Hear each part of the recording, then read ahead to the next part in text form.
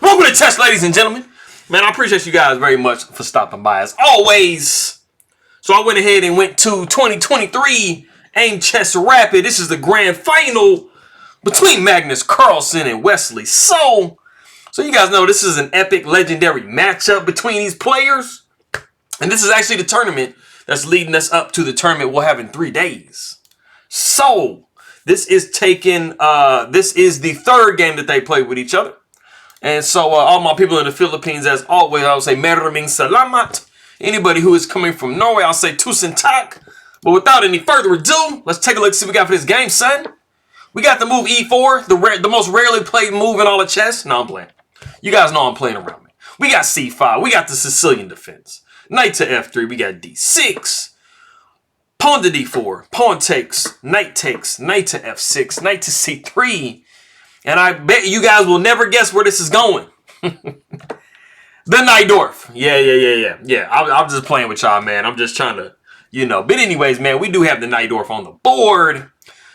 Pretty much the most heavily played opening in all of chess. And then, true to form, we see Magnus Carlsen go A4. It is definitely a move. It's just really kind of far down on the list. Magnus is always trying to say, hey, bro, what can I get away with, homie, and still have like a good position? We do see knight going to C6. We got knight taking C6. We see pawn taking C6.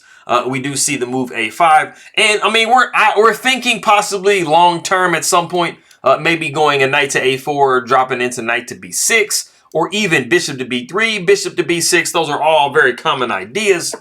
We do see the move E6. We got bishop to D3. And, one of the main questions if you're black is, how are we going to kind of get our bishops into play? As you can see, white kind of has a little bit more range with their bishops. So we do see kind of the immediate way to kind of try to, combat that. We do see D5, and this does open the bishop up. So, we're making some progress. We got castles by white. We got bishop to E7, and then we do have the novelty of the game, which is crazy because it's one of the most natural moves in a position, is the move rook to E1. So I was pretty surprised that this was the novelty of the game. Like, bro, this is what I would play. So maybe I could come up with the novelty, man. We got castles by black. Bishop goes to F4. Both players are pretty much getting all their pieces out, getting developed like they're supposed to. We got bishop to B7. And, of course, black's intention at some point is going to be to try to at least get some of these pawns out of the way so they can open their bishop up. Because right now, the bishop's not really living the best life. Kind of biting against all three of these pawns, homie. So we got to fix that. We got the move E5. And so the crazy thing about this actual game is that Magnus Carlsen just needs a draw to secure the tournament. But he decides, man, you know what? I'm a gangster, bro. I'm going to go for the win. So this is what he's going to be doing. Let me move this over here. Get some more light rolling. All right. Bam. Got me hooked up. Okay. We do see knight back to D7. I mean, there wasn't like a whole lot of better moves. We do see the move rook to E3. And like I said, Magnus Carlsen is like, bro, you know what? Why don't I just win?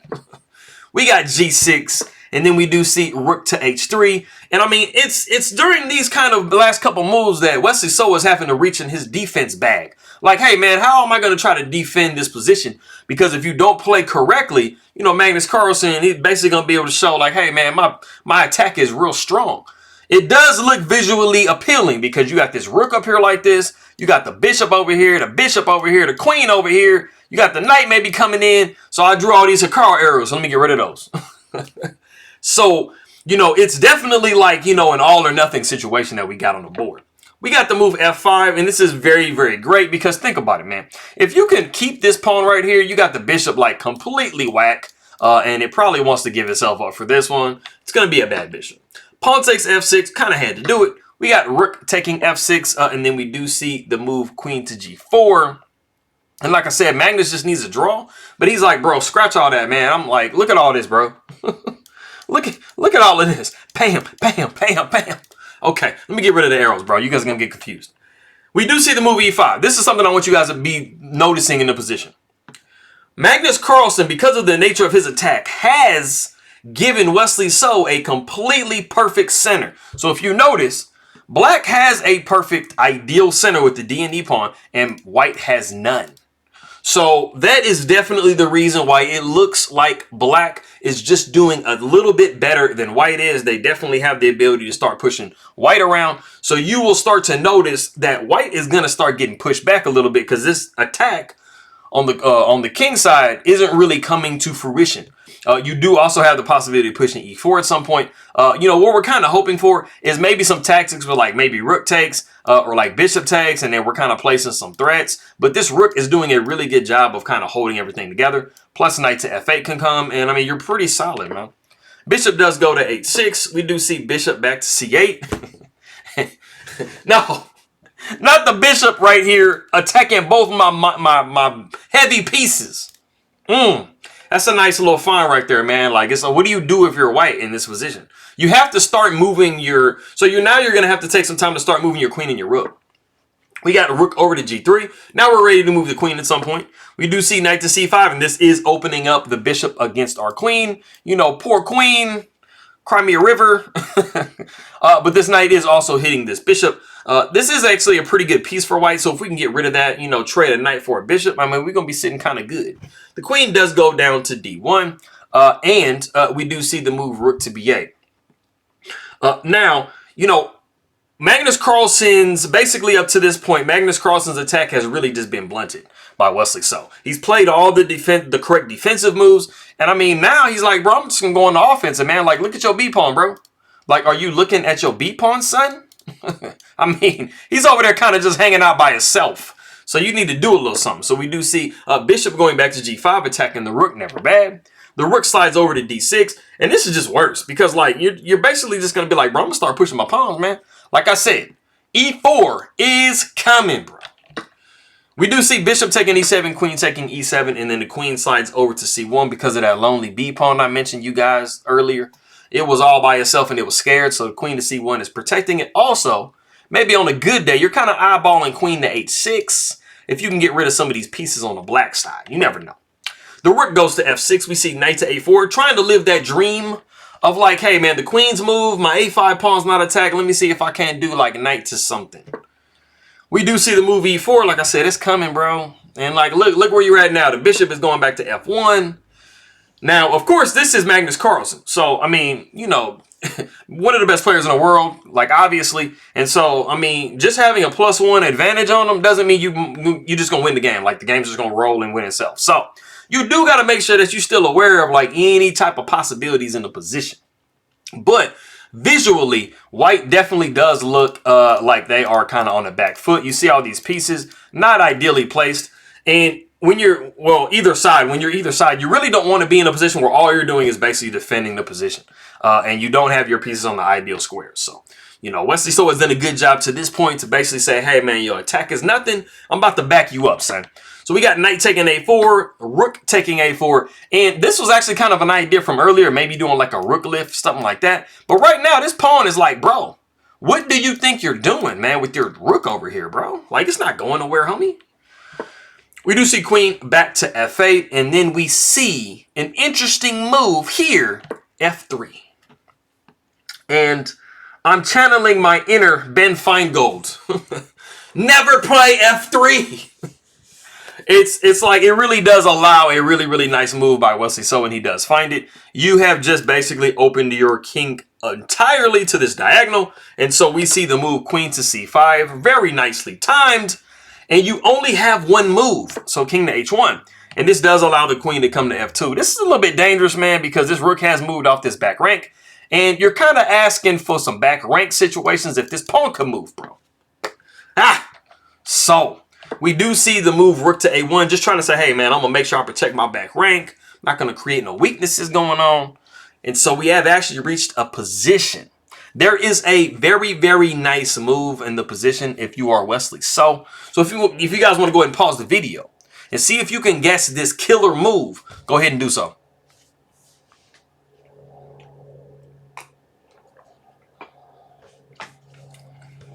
Okay, so there is an absolute top move, but then there's also the move that was played in the game. We'll get to that in a minute, but it was also a good move. But the super duper killer move is, if you're looking at this position, right, you have the opportunity, actually, it might look really tempting to go pawn takes f3, right? Which, like I said, That's a really good move. But we also have the ability to create a pass pawn and some serious threats with this move E3.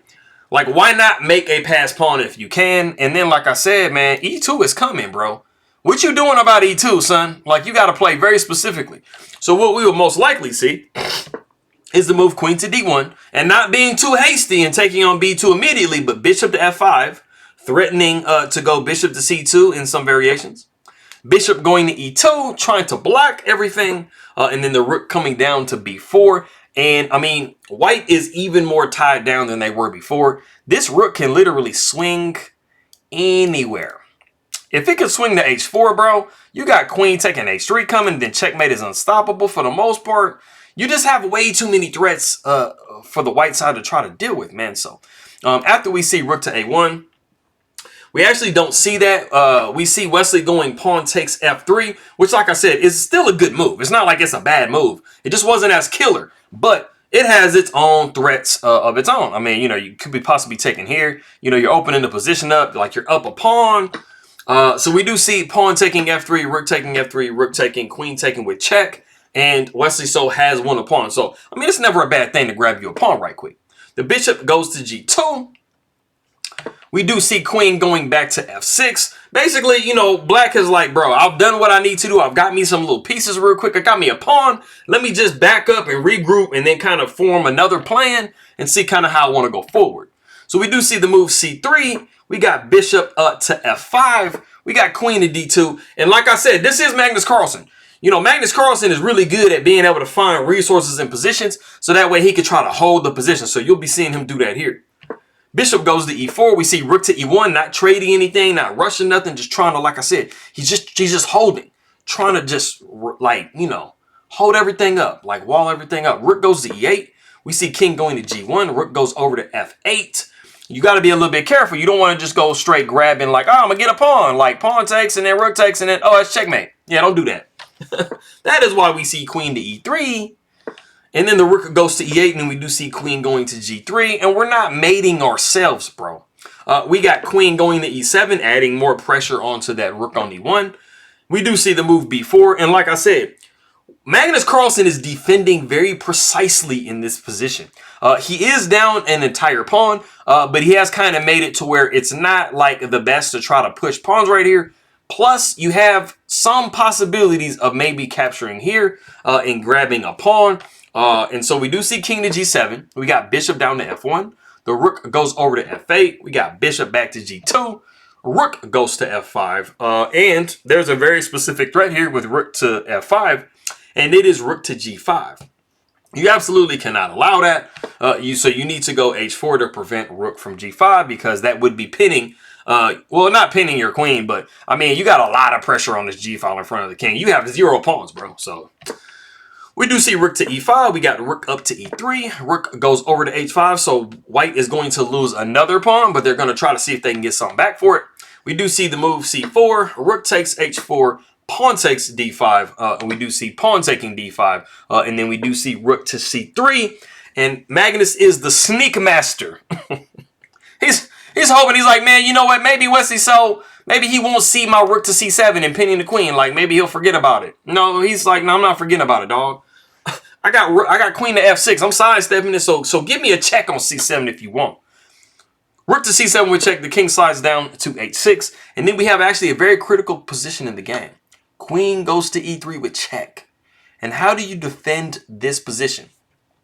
It's not very human-like to go rook to F4 because you're like, why would I move my rook off an active spot to just simply block? So Wesley so does the very human thing and plays G5. Unfortunately, this actually allows a complete draw.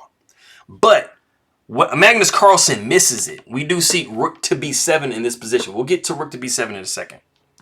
But the draw was actually queen to B6. What Magnus really wants to do is he wants to get the queens off the board, but he also wants to make it to where he can get a pass pawn on his own. So it would probably look something like this. Queen taking B6 with check. We would probably see pawn taking here. And then black really has to get in a specific position to prevent this pawn from promoting. So we would see bishop taking G2 first. The move B5, trying to block the B file, and then the rook would slide over to B4. completely not caring about the fact that their bishop is on pre. We have to get behind these pawns and prevent them from promoting and becoming queens. So this was the completely drawing possibility that the position had. But Magnus was really, really down on time. So we did see rook to b7, which seems very natural, but it does allow the move queen to a1 with check. And then after the king goes up to f2, it is in this position that Magnus Carlsen resigns the game. If it is not completely obvious to you why he resigns the game in this position right here, basically at the end of the day, the first thing that you're going to look for if you are black is a check. You have two checks. Queen b2, queen a2. They basically both do the same thing. You see that you really can't block with the queen because you're going to be taken. So let's just put that on the board. Queen to a2 with check. The queen would go to e2. Let's just say you take here. You have so many different options. The king would take, and then you'd be winning a bishop for free. But the most accurate move would be rook to f4, just like causing like so much distress. Where do you really go if you're black, or where do you go if you're white? It's really horrible. So it's mostly versions of that same thing that's going to be happening to you. So you don't want that to be happening, man. So that is why we see Magnus Carlsen resign the game. So it's crazy. He went from losing a little bit to having a chance at a draw and then completely losing again. So that's a nice little roller coaster game. That's a rapid game for you, man. So I appreciate everybody very much for stopping by. Meron salamat na king makaibigan. Posting na nunod inga king my video. Let me see. Hello ulit. Masaya Koma Kitty Kang Muli. You know, I really appreciate seeing everybody. I appreciate all the views that I've been getting recently from everybody. You know, my stuff has been actually doing really, really good. And I just hope to stay consistent for you. Hook everything up. And I always say, if you have any suggestions of games, let me know. We have 3 days until the tournament comes up, so I can do something for you. And anybody who is coming from Norway, got Morgan and Tusen Tak. And I'm going to see you guys next time.